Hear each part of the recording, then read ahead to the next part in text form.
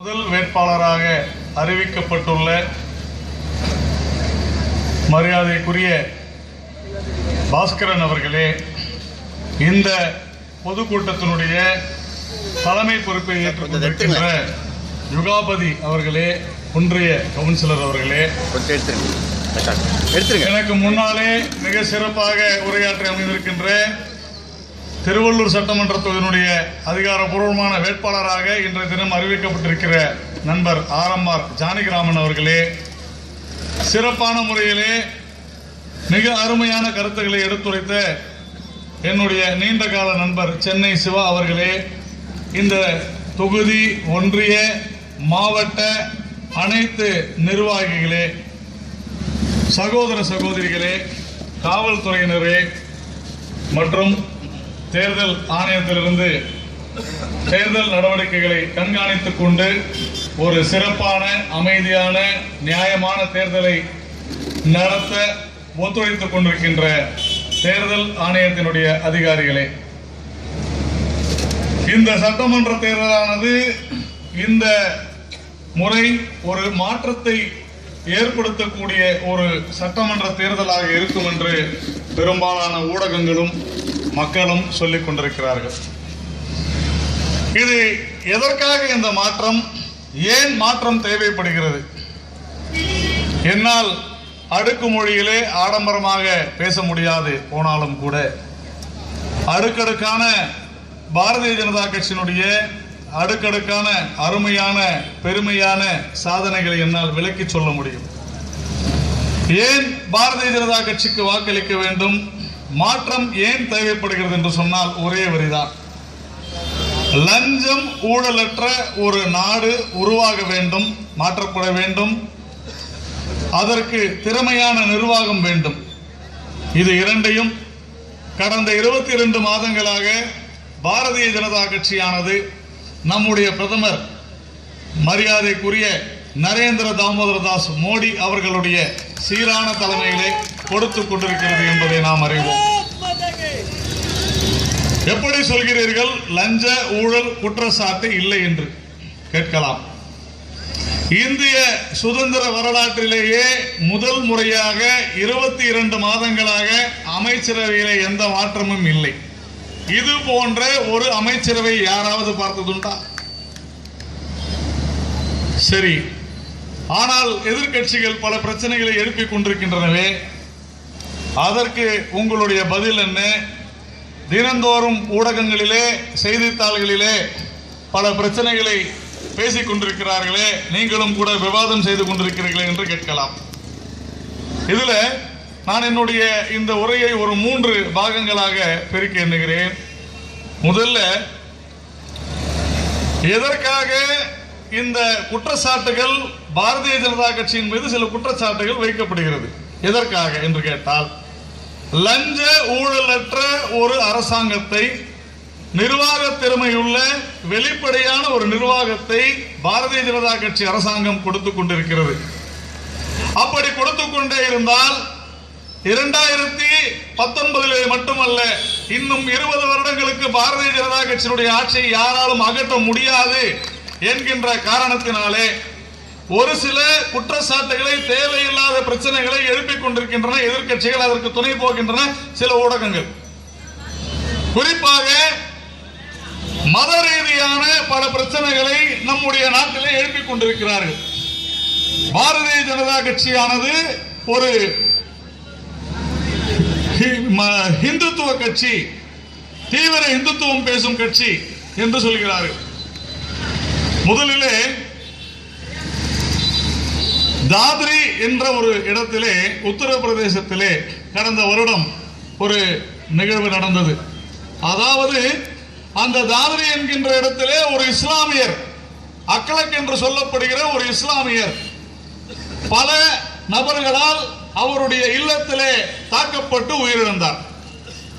உடனடியாக இந்த நாட்டிலே சகிப்பின்மை என்பதே, சகிப்புத்தன்மை இல்லை இருக்கிறது என்பதே போய்விட்டது.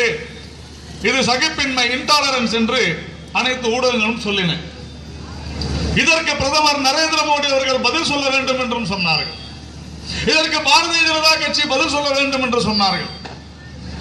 உண்மையிலே தாதரிலே நடந்தது என்ன என்று கேட்டால், அங்கே ஒரு சிறுபான்மை இனத்தவர், அதாவது ஒரு முஸ்லிம் படுகொலை செய்யப்பட்டார் என்று சொன்னார்கள் அல்லவா. அந்த அக்லக்கினுடைய மகன், அவர் ராகுல் சர்மா என்கின்ற அதே ஊரை சார்ந்த ஒருவருடைய, நாம் எல்லோரும் தினமும் தெய்வமாக வணங்குகின்ற பசு, அதாவது மாதாவாக அன்னையாக வணங்குகின்ற ஒரு பசுவை திருடி சென்று அவர்களுடைய வீட்டிலே வைத்திருந்த காரணத்தினால் அந்த ராகுல் சர்மா என்பவரை அக்லக் என்பவருடைய மகன் துப்பாக்கியால் சுட்டுவிட்டார். இதை எந்த ஊடகங்களும் சொல்லவில்லை, எந்த எதிர்க்கட்சிகளும் பெரிதுபடுத்தவில்லை. ஆனால் அதற்கு பிறகு நியாயம் கேட்க சென்ற இடத்திலே ஒரு பிரச்சனை ஏற்பட்டு அங்கே அந்த முதியவர் படுகொலை செய்யப்பட்டார். நடந்தது தவறுதான். அது மாநிலத்தினுடைய, உத்தரப்பிரதேச மாநிலத்தினுடைய சட்ட ஒழுங்கு பிரச்சனை. அந்த முதல் தகவல் அறிக்கையிலே கூட, காவல்துறையினுடைய முதல் தகவல் அறிக்கையிலே கூட இந்த படுகொலையானது ஒரு பசுவிற்காக நடத்தப்பட்டது என்று சொல்லப்படவில்லை. ஆனாலும் தொடர்ந்து ஒரு சிறுபான்மையினர் தாக்கப்பட்டார் என்று சொல்லி சிறுபான்மையினருக்கு எதிராக இந்த அரசு செயல்படுகிறது என்கின்ற குற்றச்சாட்டை சொல்லிக் கொண்டிருந்தார்கள். இதே நேரத்திலே மூடுபித்திரி என்கின்ற ஒரு கிராமத்திலே, கர்நாடகாவிலே நல்ல பசுக்களை, அதாவது பசுவதை தடை சட்டம் இருக்கிறது, பசுக்களை திருடி கேரளாவிற்கு கொண்டு சென்று அங்கே பசுக்களை வதை செய்வதற்காக எடுத்து செல்லப்பட்ட பொழுது நம்முடைய பிரசாந்த் பூஜாரி என்கின்ற ஒருவர் அதை தடுத்திருக்கிறார். நடு ரோட்டிலே அவரை வெட்டி கொலை செய்தார்கள். அதை கேட்பதற்கு நாதி இல்லை, கேட்பதற்கு எதிர்க்கட்சிகள் இல்லை, கேட்பதற்கு ஊடகங்கள் இல்லை. ஒரு இஸ்லாமியர் இருந்தால் கேட்கின்ற ஊடகங்களும் எதிர்க்கட்சிகளும், ஒரு இந்து இருந்தால் கேட்பதற்கு மறுக்கிறார்கள். இதுதான் போலி மதச்சார்பின்மை என்று நாம் சொல்லுகிறோம். அவர்கள் அதை எங்களுடைய மதவெறி என்று சொல்கிறார்கள். இதற்கு அடுத்து ஹைதராபாத்திலே பல்கலைக்கழகத்திலே வெமுலா என்கின்ற ஒரு மாணவன். யார் அந்த வெமுலா என்று சொன்னால், பல ஆண்டுகளாக அந்த பல்கலைக்கழகத்திலே இந்த தேசத்திற்கு விரோதமாக, அதாவது தேச துரோக குற்றச்சாட்டுக்கு, தேச விரோத குற்றச்சாட்டுக்கு ஆளான ஒரு மனிதரை, அப்சல் குரு என்கின்ற ஒரு நபரை நீதிமன்றம் தூக்கு தண்டனை விதித்து தூக்கிலே இட்டார்கள். அந்த நபருக்காக, தேச விரோதிக்காக, தேச துரோகிக்காக ஆதரவு தெரிவித்த ஒரு சில மாணவர்களை அடையாளம் கண்டு அவர்கள் மீது நடவடிக்கை எடுக்க வேண்டும் என்று சொன்ன காரணத்தினாலே நடவடிக்கை எடுத்த போது அங்கே இருந்த மற்றவர்கள் அவர்களை தூண்டிவிட்டு அந்த மாணவன் தற்கொலை செய்து கொண்டான். ஆனால் அதற்கு பெயர் வைத்தார்கள் தலித். ஒரு தலித் அங்கே தற்கொலை செய்து கொண்டார். டெல்லியில் இருந்து காங்கிரஸ் கட்சியினுடைய துணைத் தலைவர் ராகுல் ஹைதராபாத்துக்கு பறந்து சென்றார். அங்கே சென்றதும் கேட்டார், ஒரு தலித் இது போன்று இறந்திருக்கிறாரே, இதற்கு நரேந்திர மோடி அவர்கள் பதில் சொல்ல வேண்டும். சரி, அதற்கு பிறகு ஜவஹர்லால் நேரு பல்கலைக்கழகத்திலே சமீபத்தில் நீங்கள் பார்த்திருப்பீர்கள், கன்ஹையா குமார் என்கின்ற ஒரு மாணவன். அந்த மாணவனும் அதே அப்சல் குரு விவகாரத்திலே மிக மோசமான அளவிலே நம்முடைய நாட்டை, அதாவது பாரதத்தை துண்டாடுவோம் என்று சொல்லி, அப்சல் குரு வாழ்க என்று சொல்லி பல கோஷங்களை எழுப்பிய அந்த மாணவர்கள் மத்தியிலே முக்கியமான ஒரு மாணவர் தலைவர். அப்பொழுது சொன்னார்கள், ஐயோ, ஒரு அங்கன்வாடி ஊழியருடைய மகனை இப்படி மிகவும் மோசமான முறையில் கைது செய்திருக்கிறார்களே என்று.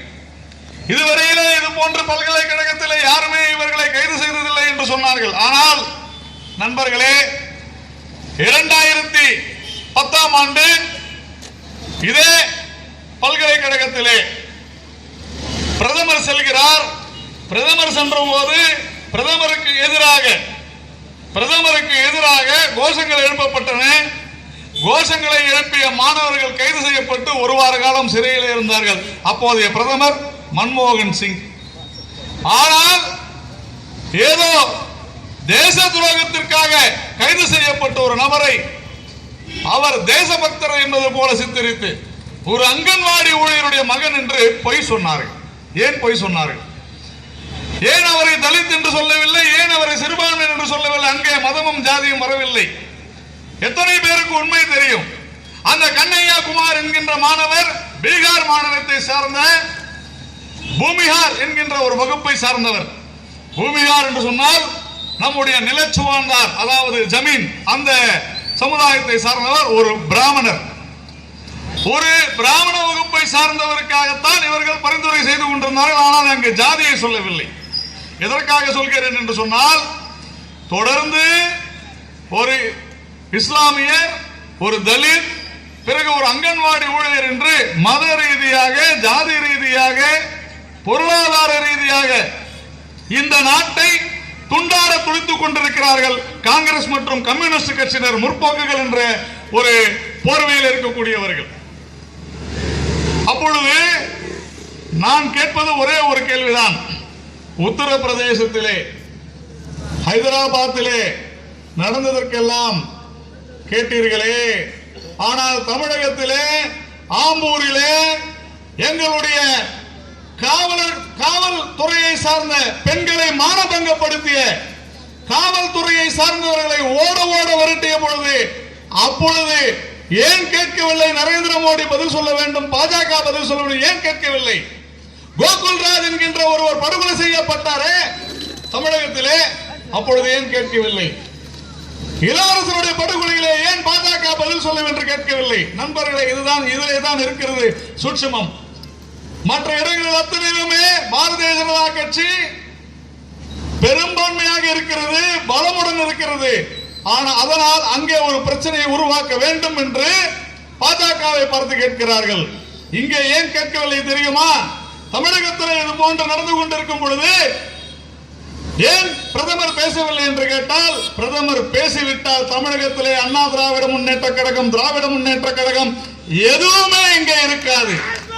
அப்படிப்பட்ட ஒரு சிறந்த நிர்வாகத்தை நம்முடைய பாரத பிரதமர் கொடுப்பார். உதாரணத்திற்கு, இன்று காலையிலே 100க்கும் அதிகமானோர் இறந்திருக்கிறார்களே கேரளாவிலே ஒரு கோவில் திருவிழாவிலே வெடிகள் வெடித்த காரணத்தினாலே 6 மணி நேரத்திலே நம்முடைய பாரத பிரதமர் தில்லியில் இருந்து சிறப்பு விமானத்தின் மூலம் பல்வேறு மருத்துவர்களை, குறிப்பாக இந்த தீப்புண் சிகிச்சை நிபுணர்களையும் ராணுவத்தினரையும் அழைத்துக் கொண்டு சென்று கேரளாவிலே இன்றைய தினம் முகாமிட்டிருக்கிறார். இப்படிப்பட்ட ஒரு பிரதமர் இந்த உலகம் கண்டதுண்டா? கிடையாது. யாரை பார்த்து? மத ரீதியாக, ஜாதி ரீதியாக நாட்டை பிளவுபடுத்திக் கொண்டிருக்கும் இந்த சக்திகள் கேட்கிறார்கள். யார் மதவாதிகள்? காங்கிரஸ் கட்சி இந்த நாட்டிலேயே பிரிவினைவாதத்திற்கு துணை போன ஒரு கட்சி உண்டு என்று சொன்னால் அது காங்கிரஸ் கட்சி. இந்த நாட்டிலே பிரிவினைவாதத்திற்கு துணை போனது என்று சொன்னால் அது கம்யூனிஸ்ட் கட்சி. சீன போரின் போது கம்யூனிஸ்ட் கட்சி தடை செய்யப்பட்டது. காரணம் என்ன தெரியுமா? அவர்கள் சீனாவை ஆதரித்தார்கள், தடை செய்யப்பட்டார்கள். 1987ஆம் ஆண்டு அசிம்புரா என்கின்ற உத்தரப்பிரதேசத்தில் இருக்கக்கூடிய ஒரு இடத்திலே ஒரு மிகப்பெரிய கலவரம் நடந்து முடிந்த பின்னாலே அங்கிருந்த காவல்துறையினர் சென்று 42 இஸ்லாமிய இளைஞர்களை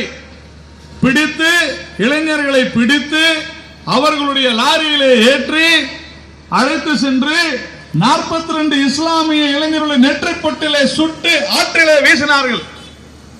அதனுடைய வழக்கு இன்றளவும் நடந்து கொண்டிருக்கிறது. அந்த இஸ்லாமிய இளைஞர்களுக்காக இன்றளவும் நீதிமன்ற படிகளிலே ஏறிக்கொண்டிருப்பது யார் தெரியுமா?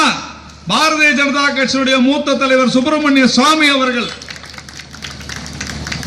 அன்றைய தினம் அங்கே இப்படிப்பட்ட ஒரு கொடூர சம்பவம் நடந்தது. யாரால் தெரியுமா? நீதிமன்றத்தில் இன்றைக்கும் வழக்கு தொடர்ந்து இருக்கிறார், மேல்முறையீடு செய்திருக்கிறார் சுப்பிரமணிய சுவாமி. அந்த 42 இளைஞர்களின் சாவுக்கு காரணமானவர் என்று குற்றச்சாட்டை சொல்லியிருக்கிறார். அதிலே பங்கு வகித்தவர் என்று அன்றைய உள்துறை இணையமைச்சர் மீது குற்றம் சாட்டி இருக்கிறார். நீதிமன்றத்திலே கேட்டிருக்கிறார். அன்றைய உள்துறை இணையமைச்சர் வேறு யாரும் இல்லை, ப. சிதம்பரம் அவர்கள். அந்த ப. சிதம்பரம் அவருடைய பங்கு என்ன கேட்க வேண்டாமா? இஸ்லாமியர்களே, சிறுபான்மை மக்களே, ஏதோ காங்கிரஸ் உங்களுக்கு ஒரு உற்ற தோழனாக, உறுதுணையாக இருப்பது போல் அவர்கள் உங்களிடையே போலித்தனமாக நாடகமாடிக்கொண்டிருக்கிறார்கள், திமுக, அண்ணா திமுக உட்பட. அதே போலத்தான் பீகாரிலே 89 பகல்பூர் என்கின்ற ஒரு இடத்திலே 1500 இஸ்லாமியர்கள் படுகொலை செய்யப்பட்டனர். இதுக்கு யார் காரணம்? இந்து முன்னணி காரணமா, பாஜக காரணமா, RSS காரணமா? இல்லை, அன்றைய காங்கிரஸ் அரசு காரணம் என்று செப்டம்பர் மாதம் பீகாரிலே அந்த படுகொலை குறித்த ஒரு விசாரணை குழுவின் அறிக்கை தாக்கல் செய்யப்பட்டிருக்கிறது சட்டசபையிலே. அதை யாரும் வெளியே பேசவில்லை நண்பர்களே, யாரும் வெளியே பேசவில்லை. எதிர்கட்சிகளோ அல்லது ஊடகங்களோ இதை பெரிதுபடுத்தவில்லை. காரணம் என்ன தெரியுமா? பணம். என்னுடைய நண்பர் சென்னை சிவா அவர்கள் பேசும்போது சொன்னார், பணத்தின் மூலம் வாக்குகளை விலைக்கு வாங்க முடியும் என்று சொன்னார். இன்றைக்கு இந்த நாடு முழுவதும் காங்கிரஸ் தான் ஆண்டு கொண்டிருக்கும் என்று எனக்கு அதிலே மாற்று கருத்து இருக்கிறது. சிவாவிடம் பணத்தினால்தான் இந்த நாட்டை வாக்குகளை வாங்க முடியும் என்று சொன்னால் 3 கட்சிகள் இங்கே போட்டி போடலாம். ஒன்று காங்கிரஸ், இன்னொன்று அண்ணா திராவிட முன்னேற்ற கழகம், இன்னொன்று திராவிட முன்னேற்ற கழகம். இந்த நாட்டை கடந்த 10 ஆண்டுகளாக, அதாவது 2004 2014 வரை, மே மாதம் வரை குட்டிச்சவராக்கி இந்த நாட்டினுடைய பொருளாதாரத்தை சீர்குலைத்த மிகப்பெரிய பெருமை காங்கிரஸ் மற்றும் திராவிட முன்னேற்ற கழகத்தை சாரும்.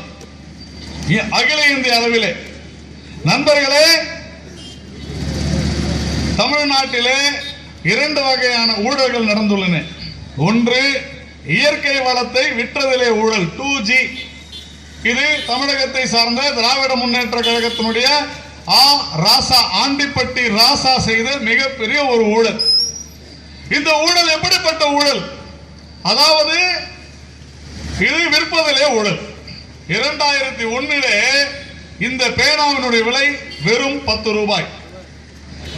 ஆனால் பாரதிய ஜனதா கட்சி யார் முதலில் வருகிறார்களோ, முதலில் கேட்கிறார்களோ அவர்களுக்கு ஒப்பந்தத்தை கொடுப்போம் என்று சொல்லி இதை விற்றார்கள். ஆனால் 2007 இந்த பேனாவினுடைய விலை 100 ரூபாயாக உயர்ந்து விட்டது. என்ன செய்ய வேண்டும்? இந்த நாட்டினுடைய அரசு என்ன செய்ய வேண்டும்? இந்த பேனாவை 100 ரூபாய்க்கு விற்க வேண்டும். அதற்கு மாறாக பாரதிய ஜனதா கட்சி 2001 10 ரூபாய்க்கு விற்றது. அதே போல் நாங்களும் 10 ரூபாய்க்கு விற்றோம். கேட்கிறவன் கேணையா இருந்தா அப்படின்னு ஒரு பழமொழி இருக்கு. நண்பர்களே, 2001ஆம் ஆண்டு உங்களுடைய வீடுகள் என்ன விலைக்கு மதிப்பு இருந்தது, இப்பொழுது என்ன விலைக்கு மதிப்பு இருக்கிறது? யோசனை செய்து பாருங்க. அதேதான் இதுவும். கிட்டத்தட்ட 10 மடங்கு 100 மடங்கு அதிக விலை இருந்த போதிலும் கூட இந்த பேனாவை 10 ரூபாய்க்கு ஒரு ஏ என்கிற ஒரு நபருக்கு விற்று விட்டார்கள். அதோடு விஷயம் முடியவில்லை நண்பர்களே. ஆனால் அந்த நபர் 100 ரூபாய்க்கு இந்த பேனாவை உடனடியாக விற்று விட்டார். இதுதான் ஊழல். நீங்கள் 10 ரூபாய் 100 ரூபாய் பேனாவை 10 ரூபாய்க்கு விற்று இந்த நாட்டிற்கு மிகப்பெரிய நஷ்டத்தை, அதாவது 1,76,000 கோடி ரூபாய் அளவிற்கு நஷ்டத்தை ஏற்படுத்தி விட்டீர்கள் என்பதுதான் 2G குற்றச்சாட்டு. இது விற்றதிலே ஊழல். பார்த்தார்கள் காங்கிரஸ்காரர்கள், நீங்கள் மட்டும் ஊழல் செய்யலாமா? உங்களை விட நாங்கள் பெரிய அளவா? அகில இந்திய கட்சி நிலக்கரியிலே 1,80,000 கோடி அளவிற்கு ஊழல் செய்து திமுகவிட நாங்கள் பெரிய ஊழல் கட்சி என்கின்ற ஒரு மிகப்பெரிய முத்திரை எடுத்துக் கொண்டார்கள். அதற்கு அடுத்து இப்பொழுது தமிழகத்திலே வாங்குவதிலே ஊழல் நடந்திருக்கிறது நண்பர்களே. வாங்குவதிலே ஊழல். எதை வாங்குவதிலே? மின்சாரத்தை வாங்குவதிலே இப்பொழுது ஊழல் நடந்திருக்கிறது என்று தொடர்ந்து பத்திரிகை செய்திகள் சொல்லிக் கொண்டிருக்கின்றன. எப்படி 2Gயிலே 10 ரூபாய் பேனாவை 100 ரூபாய் பேனாவை 10 ரூபாய்க்கு விற்றார்களோ, 4 ரூபாய்க்கு வாங்க வேண்டிய மின்சாரத்தை 7 ரூபாய்க்கு வாங்கி விட்டார்கள். யாரை கேட்டு 7 ரூபாய்க்கு வாங்கினீர்கள்? மின்துறை கட்டுப்பாட்டு ஆணையம் என்று ஒன்று இருக்கிறது, அது சொல்லித்தான் வாங்க வேண்டும். அதை மீறி வாங்கி இருக்கிறார்கள். ஆவினிலே ஊழல், எதிலே ஊழல் இல்லை. இன்றைக்கு தினசரி செய்திகள் வந்து கொண்டிருக்கின்றன. நம்முடைய கும்பகோணத்தில் இருக்கக்கூடிய உப்புளியப்பன் கோவிலிலே மிகப்பெரிய மோசடி நடந்திருக்கிறது, கொள்ளை நடந்திருக்கிறது. இது இந்த 2 திருச்செந்தூர் வேலை திருடிய காலத்திலிருந்து தொடர்ந்து கோவில்களிலே நம்முடைய நாம் காணிக்கையாக செலுத்தக்கூடிய கோவில்களிலே மிகப்பெரிய ஊழல் நடந்து கொண்டிருக்கிறது. கேட்பதற்கு நாதி இல்லை என்கின்ற காரணத்தினால் 2 திராவிட கட்சிகளை சார்ந்தவர்களும் கொள்ளையடித்துக் கொண்டிருக்கிறார்கள். நம்முடைய காணிக்கை நாம் எல்லாம் நினைத்துக் கொண்டிருக்கிறோம் நாம் ஆண்டவனுக்கு காணிக்கை செலுத்துகிறோம் என்று. இல்லவே இல்லை. திராவிட முன்னேற்ற கழக, அண்ணா திராவிட முன்னேற்ற கழக அவர்களுடைய தொண்டர்களுக்காக, அவர்களுடைய எம்எல்ஏக்களுக்காக நாம் அங்கே காணிக்கை செலுத்திக் கொண்டிருக்கிறோம். இதுதான் இன்றைக்கு நடந்து கொண்டிருக்கிற விஷயம். இப்படி பல்வேறு குற்றச்சாட்டுகள் இருந்தாலும் கூட கடந்த 2014 ஊழலை ஒழிக்க வேண்டும், ஒரு மாற்றம் நாங்கள் தருவோம் என்று சொல்லி நம்முடைய பாரத பிரதமர் திரு நரேந்திர தாமோதர தாஸ் மோடி அவர்கள் ஒரு நல்ல வாய்ப்பினை நமக்கு எல்லாம் ஏற்படுத்தி கொடுத்ததிலே முக்கியமான ஒரு விஷயம் ஊழலை எப்படி ஒழிப்பது. இதுதான் மிக மிக முக்கியமான விஷயம். ஊழலை எப்படி ஒழிக்க முடியும் பார்த்தார் நரேந்திர மோடி. நம்முடைய வீடுகளிலே உபயோகப்படுத்தும் எரிவாயு, அதாவது அந்த உருளை சிலிண்டர், எல்பிஜி சிலிண்டர், இதுல இன்று வரை போலி இணைப்புகள் 3,60,00,000 போலி இணைப்புகள் கண்டுபிடிக்கப்பட்டுள்ளன. அதாவது நம்முடைய பெயரிலே வேறு யாரோ வாங்கி ஹோட்டல்களிலும் டீ கடைகளிலும் வீடுகளில் உபயோகப்படுத்தக்கூடிய அந்த எரிவாயு உருளையை அவர்கள் பெயரிலே வாங்கி மானியம் பெற்று அதன் மூலமாக செய்த மோசடியின் மூலமாக இன்று கிட்டத்தட்ட 13,600 கோடி ஒவ்வொரு வருடமும் இந்த நாடு சேமித்துக் கொண்டிருக்கிறது. நம்முடைய பணத்தை பாரதிய ஜனதா கட்சி அரசு சேமித்துக் கொண்டிருக்கிறது. இன்றைய தினம் 96 லட்சம் எல்பிஜி சிலிண்டர் எங்களுக்கு மானியம் வேண்டாம் என்று நாடு முழுவதும் 96 லட்சம் பேர் 1 கோடியை தொடப்போகிறது திருப்பி கொடுத்திருக்கிறார்கள். அந்த வகையிலே கிட்டத்தட்ட 70 லட்சம் பேருக்கு புதிதாக மானியங்களை நாம் கொடுத்திருக்கிறோம். அதாவது புதிதாக இணைப்புகள் கொடுக்கப்பட்டிருக்கிறது. 96 லட்சம் பேர் மானியம் வேண்டாம் என்று சொன்ன பிறகு இது ஒரு நிர்வாக சீர்திருத்தம் மட்டுமல்ல, போலிகள் கண்டுபிடிக்கப்பட்டு இடைத்தரகர்கள் ஒழிக்கப்பட்டுள்ளனர்.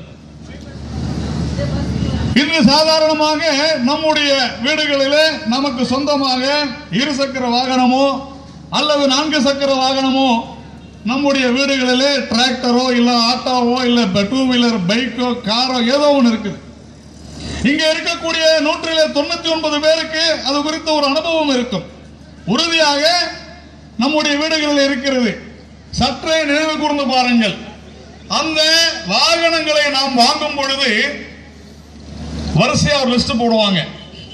வாகனத்தினுடைய விலை, அதற்கு அடுத்து இன்சூரன்ஸ், லைஃப் டாக்ஸ், கடைசியில் ஒன்று போடுவாங்க ஆர்டிஓ சார்ஜஸ்.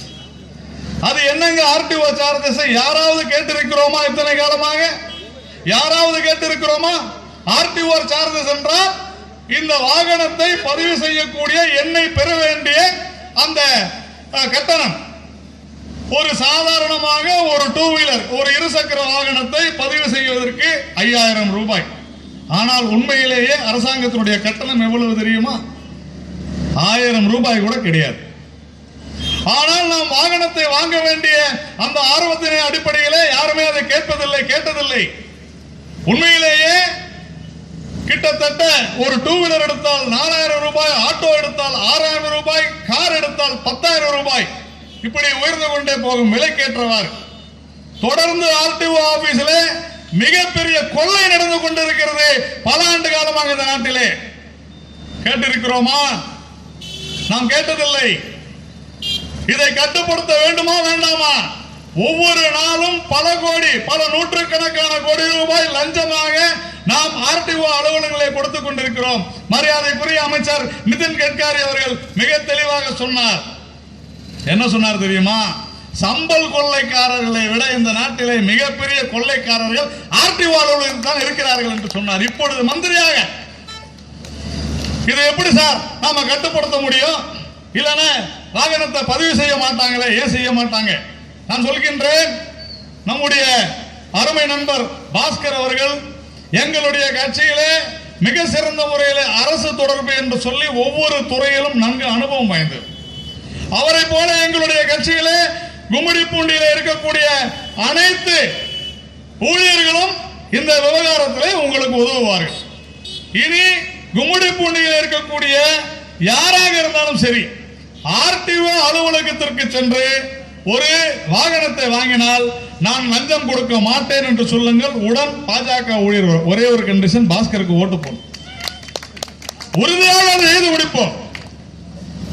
இது போலத்தான் பல பிரச்சனைகள் நடந்து கொண்டிருக்கின்றன. இந்த ஆர்டிஓ விவகாரத்திலே முக்கியமான விஷயம் இதையெல்லாம் பார்த்தாங்க நம்ம அரசாங்கத்தில். இத்தனை நாட்களாக இவ்வளவு வருடங்களாக ஆர்டிஓ அலுவலகத்தில் நடந்திருக்கிற இந்த கொள்ளையை திருட்டை எப்படி தடுப்பது என்று பார்த்தார் பிரதமர் நரேந்திர தாமோதரதாஸ் மோடி.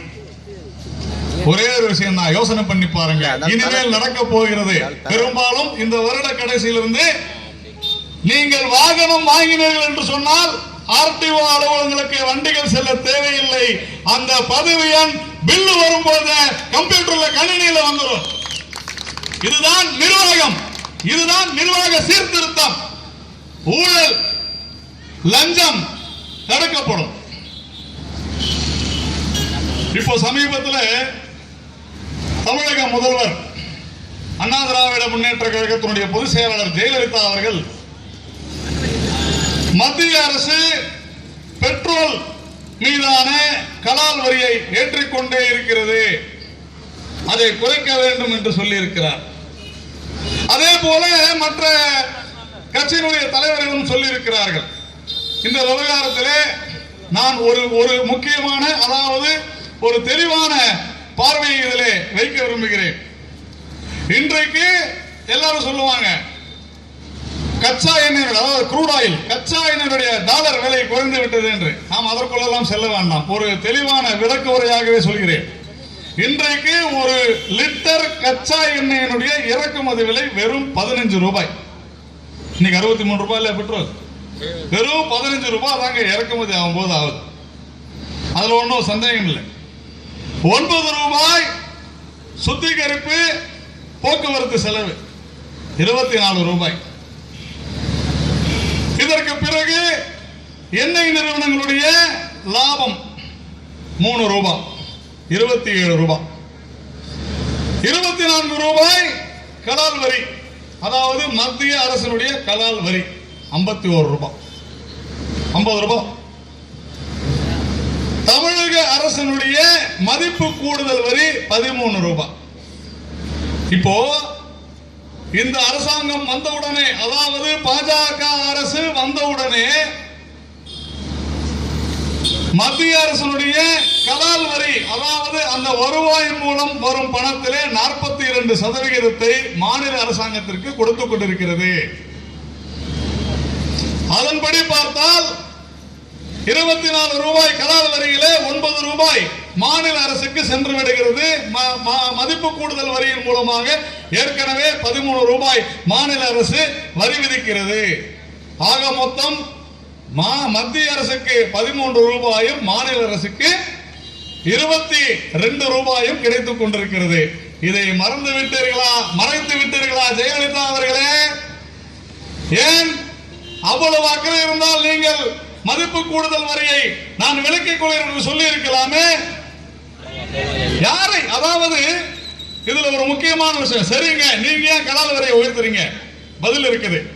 அதாவது எப்பொழுதுமே நீங்கள் பார்த்திருக்கலாம், டீசல் மற்றும் பெட்ரோல் விலை உயர்வினால் எங்களுடைய பொருட்கள், இந்த நிறுவனத்தினுடைய பொருட்களின் விலை உயர்கிறது அப்படின்னு சொல்லுவாங்க. ஆனால் நண்பர்களே, பாரதிய ஜனதா கட்சியுடைய ஆட்சி வந்த பிறகு 20 ரூபாய் பெட்ரோல் விலை குறைக்கப்பட்டிருக்கிறது, 15 ரூபாய் டீசல் விலை குறைக்கப்பட்டிருக்கிறது. எந்த பொருளுடைய விலையாவது ஏதாவது கம்பெனிகள், நிறுவனங்கள் குறைத்ததா? தமிழகத்தில் இன்றைக்கு அறைகோல் விடுகிறாரே ஜெயலலிதா, பேருந்து கட்டணத்தை குறைத்தாரா?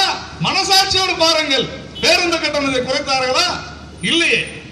அப்போ மக்களுக்கு கச்சா எண்ணெயினுடைய விலை குறைவினால் மக்களுக்கு சென்றடைய வேண்டிய பலன்கள் அனைத்துமே கார்ப்பரேட் பெரு நிறுவனங்களாலும் மாநில அரசுகளாலும் முடக்கப்பட்டு விட்டன.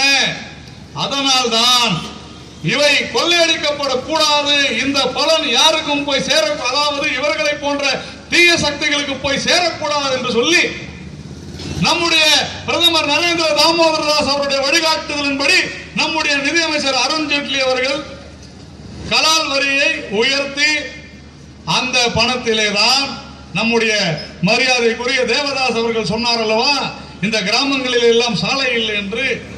இதன் மூலமாக வரக்கூடிய வருவாயை கிராமங்கள் தோறும் சாலைகளை போட்டுக் கொண்டு இந்த நாட்டினுடைய இன்ஃப்ராஸ்ட்ரக்சர் கட்டமைப்பை பெருக்கிக் கொண்டிருக்கிறது இந்த அரசு என்பதை புரிந்து கொள்ள வேண்டும். நண்பர்களே, இந்த பாரதிய ஜனதா கட்சி அரசானது பொறுப்பேற்கிறதுக்கு முன்னால நம்முடைய பிரதமர் மோடி அவர்கள் சொல்லிய, அன்றைக்கு பிரதமர் வேட்பாளராக இருந்த போது சொல்லிய விஷயம், எங்களுடைய பாரதிய ஜனதா கட்சியினுடைய கனவு என்பது ஒன்றுதான், அனைவருக்கும் வீடு, குடிநீர், மின்சாரம், சுகாதாரம். அதுலதான் முதல் விஷயம் சுகாதாரம். நண்பர்களே, கடந்த 10-15 வருடங்களாக இந்த நாட்டிலே ஒவ்வொரு 10 பேர் இருப்பதற்கு ஒருவர், அதாவது 10 பேர்ல ஒருத்தர் சுகாதாரமின்மையினால் தான் இருக்கிறார் என்பதை புள்ளி விவரங்கள் சொல்லிக் கொண்டிருக்கின்றன. ஒவ்வொரு 10 பேர்ல ஒருத்தர் சுகாதாரமின்மையினால் இருக்கின்றார்கள். அதனால்தான் கொண்டு வரப்பட்ட திட்டம் ஸ்வச் பாரத், தூய்மை இந்தியா. அது என்னங்க அது தூய்மை இந்தியா? நாடு முழுக்க கழிப்பறை கட்ட வேண்டும், இவ்வளவுதாங்க. நாடு முழுவதும் அனைவரும் திறந்த வெளியிலே மலம் கழிக்காமல் கழிப்பறைகள் கட்டப்பட வேண்டும். இன்றளவும் கிட்டத்தட்ட 1 கோடி